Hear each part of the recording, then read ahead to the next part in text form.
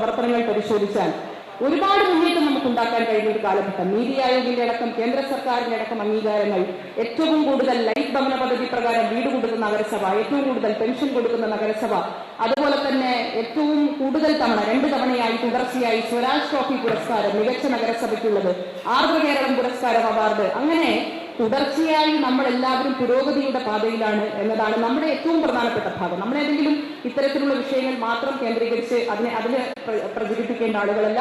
നഗരസഭയെ സംബന്ധിച്ചിടത്തോളം വളരെ വിജയകരമായ പ്രവർത്തനങ്ങൾ നാം ഏർപ്പെടുന്നുണ്ട്. നമ്മുടെ ശ്രദ്ധ അതിലേക്ക് ആയിരിക്കണമെന്നുള്ള അഭ്യർത്ഥന എനിക്ക് പറയാനുണ്ട്.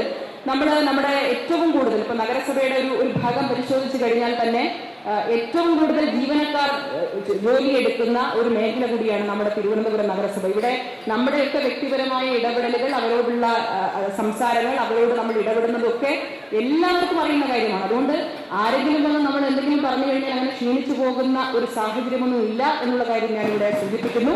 ഇവിടെ പറഞ്ഞിട്ടുള്ള കാര്യങ്ങളിൽ എനിക്ക് എടുത്തു പറയാനുള്ളത്, നമുക്ക് നൽകുന്ന, ഞാനുൾപ്പെടെ വരുന്ന നമ്മുടെ കൗൺസിൽ അംഗങ്ങൾക്ക്, ഇവിടെ ഇരിക്കുന്ന 55 ഇന്ന് 56 കൗൺസിൽ അംഗങ്ങൾക്ക് ജനങ്ങൾ നൽകിയ എല്ലാ പിന്തുണയും കഴിഞ്ഞ ഈ ഭരണസമിതി വന്നതിന് ശേഷമുള്ള 3 ഉപതെരഞ്ഞെടുപ്പുകൾ പരിശോധിച്ചാൽ നമുക്ക് കാണാൻ വേണ്ടി സാധിക്കുന്നതാണ്.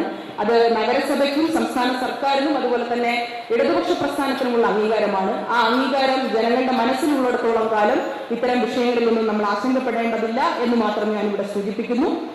നമുക്ക് നമ്മുടെ സമൂഹത്തിൽ സ്ത്രീകൾക്ക് സ്വതന്ത്രമായി സഞ്ചരിക്കാനും സ്ത്രീകൾക്ക് ആത്മാഭിമാനത്തോടുകൂടി തല ഉയർത്തിപ്പിടിച്ച് സഞ്ചരിക്കാനും അവർക്ക് സ്വതന്ത്രമായി യാത്ര ചെയ്യാനും എന്ന് മാത്രമല്ല, ഇത്തരം വിഷയങ്ങൾ വന്നാൽ പ്രതികരിക്കുമ്പോൾ അവരോടൊപ്പം നിൽക്കാനുള്ള ഒരു സമൂഹത്തെ കൂടി നമുക്ക് വാർത്തെടുക്കാൻ കഴിയണമെന്നുള്ള അഭ്യർത്ഥന മാത്രമാണ് എനിക്ക് ഈ സന്ദർഭത്തിലുള്ളത്.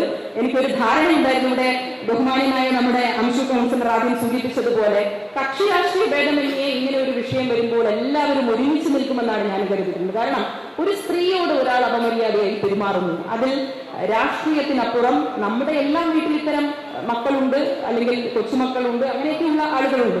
അങ്ങനെയൊക്കെ ഉണ്ടാകുന്ന സമയത്ത് നമ്മളെല്ലാവരും ചെയ്യുന്ന പ്രതികരണം ഇതല്ലേ എന്ന് സ്വന്തമായി ചിന്തിക്കാൻ കഴിയുന്ന ആളുകളെല്ലാം ഇതിൽ രാഷ്ട്രീയ ഭേദമന്യേ ഒരുമിച്ച് നിൽക്കുമെന്ന് ഞാൻ കരുതിയിരുന്നു. പക്ഷെ അതല്ല എന്ന് നമ്മുടെ കൗൺസിൽ തന്നെ ബോധ്യപ്പെട്ടിരിക്കുന്നു.